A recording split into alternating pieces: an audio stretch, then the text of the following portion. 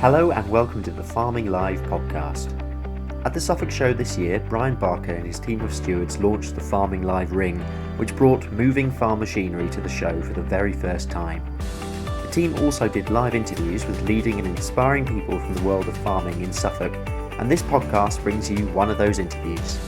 Today we'll hear from the team of Claas Apprentices and placement students who supported the team of Farming Live stewards at the show, driving the machinery around the ring. They were joined by Kerry Peck, the Apprenticeship and Placement Coordinator at Claas UK. Ladies and gentlemen, boys and girls, welcome to the Suffolk Show 2019. Welcome to the Farming Live Arena. This is brand new this year. On the hour, every hour, we will be starting our oilseed rape story, telling the story of how oilseed rape is produced. And we are joined today, I'm really thrilled to be joined by Claas and their crack team of students who are manoeuvring our machinery today. I'm joined by Kerry, who manages the placement students and the apprenticeship scheme for Claas. Kerry, why do you think so many people are now turning to apprenticeships as an option to get into agriculture? School-wise, A-levels, then going to university, it's not everyone's preferred choice, with lots of debts. Apprenticeships we offer a very good competitive salary throughout the whole 4 years, including incentives. So you can get fully qualified within 4 years rather than having like debt hang over you. A lot of our placement students who have joined us at uni have said that they didn't actually realise they could have done an apprenticeship, and looking back they would have preferred to do that option. So I think they're just a fantastic thing to do. Right. I'm going to run to the other side now and join Andrew on this side. Andrew, you're now working for Claas UK, but you have experienced both sides of the Irish Sea. What's the best thing about working for Claas UK? So the training that's provided, there's always training, chance for progression, something new every day. There's a big team of people, you always have someone to ask, so you're never really stuck, or if you have a problem, there's a big team of people there. And it's a chance to progress and lots of options. Options are always good, and progression is something, certainly at an early stage in your career, that you're always thinking about. Hugh, where do you think you'll be going in the next few years or so? I've been very lucky to have a placement opportunity at Claas UK, and looking forward to going back and completing my final year. After that, I hope the Claas will be able to offer me something, but I'll have to wait and see on my manager's decision. Very diplomatic. Ladies and gentlemen, boys and girls, welcome to Farming Live. On the hour, every hour, we will be telling the story of oilseed rape right the way through, from seed through to final products, and we're supported by our team from Claas. Let's talk about placements generally. Emily, when you were thinking about a placement, obviously you ended up working with Claas. What options did you consider for your placement in agricultural business? So I considered quite a few options. I had quite a few interviews, but it was a really good experience as I've never really had many interviews.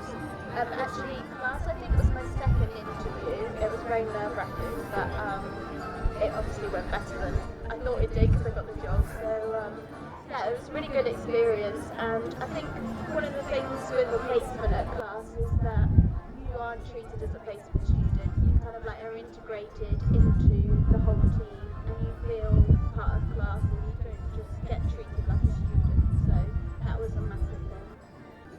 Kerry, there's one question which I'm going to be asking all of our guests today, and that's if you can give some advice to a young person who is interested in getting into agriculture, what advice would that be and why?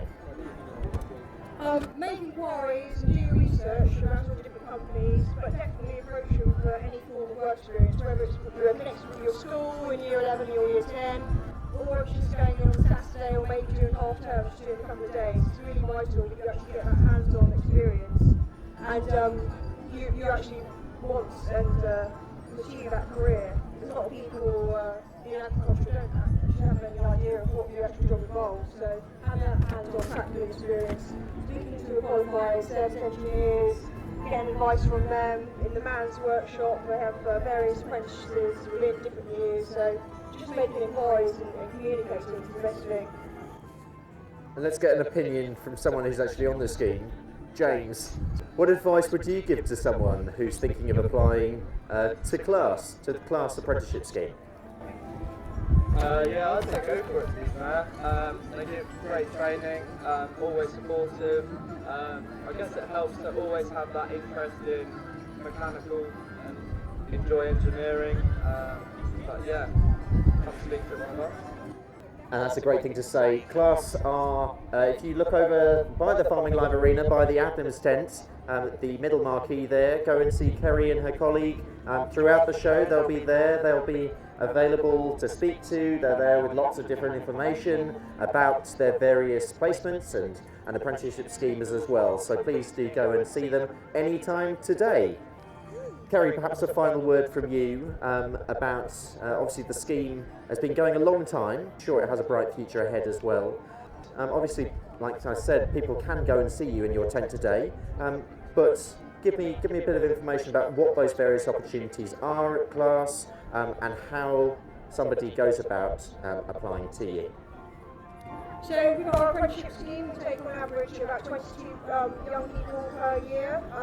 Normally you start within the workshop with a dealer in the summer season, and then you start block release autumn, September, August time at college.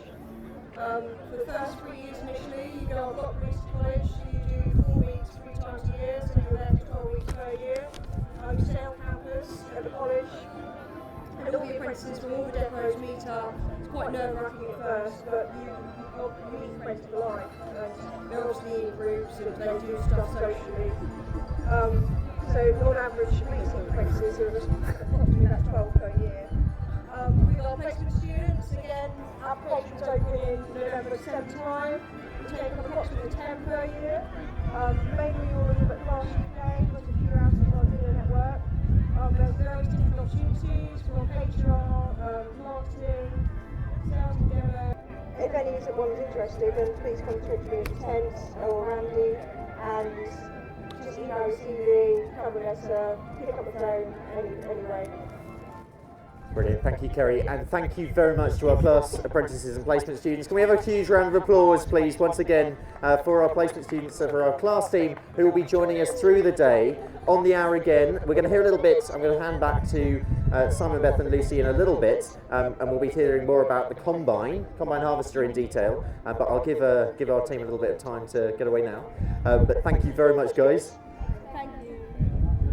In about 40 minutes or so, I'll be really pleased to be joined by a fellow Essex boy, Tom Bradshaw, who is an arable farmer from just over the border in Essex. I'll be speaking to him about arable farming, about farming policy, so come and hear about more to do with the ins and outs of farming with Tom Bradshaw and me in about 40 minutes time. But now I am going to hand back to Beth, who is going to tell you about combines.